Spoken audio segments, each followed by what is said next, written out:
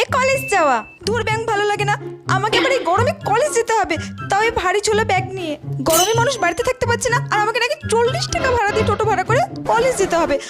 আবার সেই 40 টাকা ভাড়া দিয়ে বাড়িও আসতে হবে। পুরো 80 টাকা খরচ হয়ে যায় আমার। দূর ভালো লাগে না। কলেজে তো যাই শুধু অ্যাটেন্ডেন্স দেওয়ার জন্য, একটা ক্লাস হয় তো আর একটা ক্লাস হয় না। উফ, কি গরমটাই না পড়েছে। এই গরমে মানুষ ঘরে থাকতে পারছে না, আর আমাকে এখন কলেজ যেতে হবে রোদ দিয়ে। বাড়ি থেকে আমি কত সুন্দর বিউটিফুল সেজে গুজে যাই, আর কলেজে যখন ঢুকি তখন তোমার পুরো অবস্থাই খারাপ হয়ে যায়।